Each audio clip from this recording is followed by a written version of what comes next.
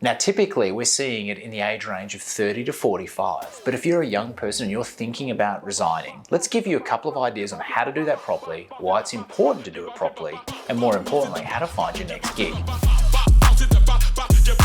My name's Stu, I'm the CEO of Studium. So if you're currently in a job, and you've decided it's time for me to move on, it's really important to exit gracefully. Now, you may think your employer or your boss is the biggest on earth, but it is important to leave on good terms. And the reason for that is the world is a small place and you never know when you might need a kind word, a reference, or a leg up from someone that you've previously worked with. Even if you absolutely hate your job, I really implore you to try and leave on decent terms. And there's a couple of ways that you can do that. Number one, always supply your resignation in writing. Now, I don't mean banging in a text message. Try and put it in an email that's sort of formally written, or even a letter. That's pretty old school. A written resignation is documented evidence of the start date of your notice period.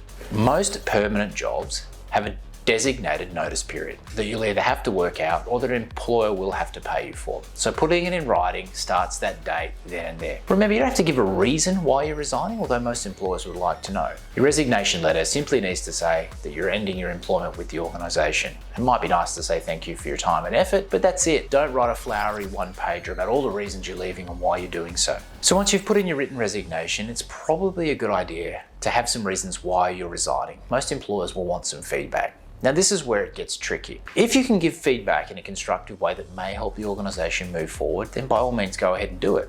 But be careful. Most employers will be sensitive to any type of criticism and may not be able to take that objectively. So have a couple of bullet points about the reason for moving on. But remember, you want to try and set yourself up so that this person may put in a good word for you at a later stage. Typically, it's best to try and set up a time with your manager and hand in your resignation to their face. Keep your resignation to the facts. These are the reasons why I'm leaving. You don't have to tell them where you're going next. You don't have to play the blame game or anything like that. You want to try and do this smoothly. Most employers will probably want to understand what is it that happened that made you want to leave. And for the most part, if they can't offer you more money or a better opportunity, normal employers will say, all the best, let me know if I can help you out. Most roles have a designated notice period. Now, I've seen people handle this in a number of different ways. One, they hand in their notice, they never show up again, and that really sucks, and that is not exiting gracefully. Two, they hand in their notice period, put their feet up on the desk and do nothing for the next 4 weeks, and that can be a real pain in the ass because as an employer, I'm still obligated to pay you, and in most instances, we'll want to try and do a handover where you take or hand off your work to someone who might be filling in for you, or in some instances, taking over the role. The best exits from a business are when someone really works hard to ensure that the next person in line or the person who's taking over has a decent handle of what it is they do on a day-to-day basis. You can really sell yourself or score some points on the way out if you make the handover relatively smooth. Because remember, most employers will be scrambling to try and fill your loss. It's really important. In terms of brand maintenance, don't be the person who hangs around and moaning about the company in your 4-week notice period. It's not your job to turn the rest of the company onto the organisation and get them to leave in droves with you. You're leaving for your own reasons. Try and keep them to yourself and exit gracefully. It's always worth asking your boss or your former boss now whether or not they'd be prepared to act as a referee or reference. It's handy to have that up your sleeve because now that you've left, and if you've left on good terms, they may feel inclined to help you out down the road. Thank you for the opportunity you've given me. Really appreciate it. I've learned a lot. Is there any chance that you'd act as a referee should the need arise in the future? So we've covered resigning and resigning well, but now we want to talk about what young people should look for when tackling a new role. Perhaps something that not everyone has cottoned on to just yet is the fact that the labour is the asset. Things have changed and labour and talent is in such short supply that young people are blessed at the moment with the opportunity to actually choose or shop for a role that better aligns to them. So here's some tips and tricks that I would recommend young people look for in their next role. From personal experience, to me, the most important thing in my career has been strong leaders or mentors. And I would encourage young people when looking for opportunities and roles to really test out who is the person that is going to be their manager and whether or not they're prepared to put the time and effort into developing those skill sets that you need to succeed. Now, in an interview process, you may say to someone, well, what type of leader you are, and they'll give you textbook answers about being inspirational, blah, blah, blah, blah. I encourage you to try and do some homework on the people who are interviewing you or who the managers are in the organisation and see if you can get a sense as to whether or not they're the type of person who may take you under the wing or really help you out. The benefit of a strong leader or a mentor is that they'll drag you through and up through peer groups to another level. And they'll be the person that will refer you into the next opportunity or the next job, or take you with them onto bigger projects.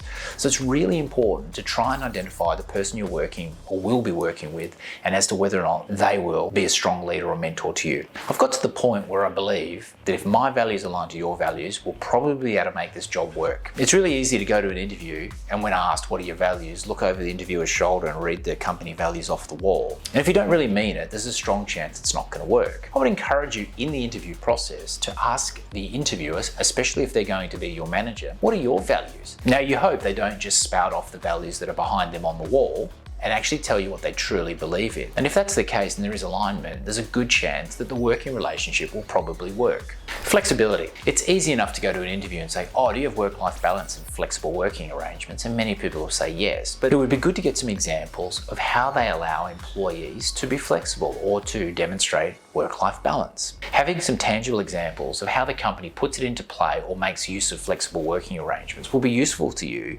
because you can align your personal experiences to what they have on offer. If their examples of flexible working don't align to what you need, you can't always expect them to change. You may also want to float some of your ideas to see if that'll resonate with your interviewer, but be careful what you say. Oh look, I'll only show up 1 day a week, work from home for 4 because I got lots of sport on, is probably not a big selling point to an employer.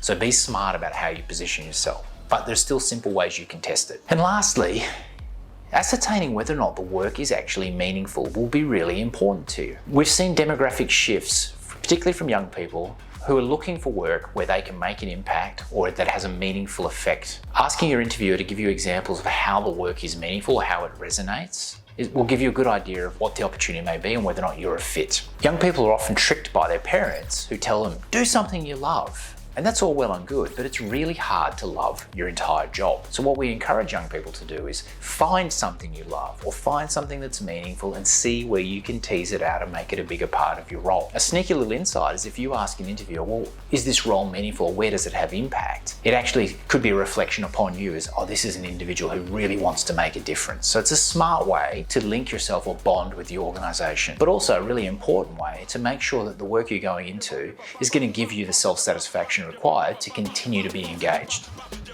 Follow us, like us, touch us, do whatever you need to do. That sounded stupid. I've written, as the doorbell rings, your resignation. You need to edit some of that. There's a of how they make the door beep.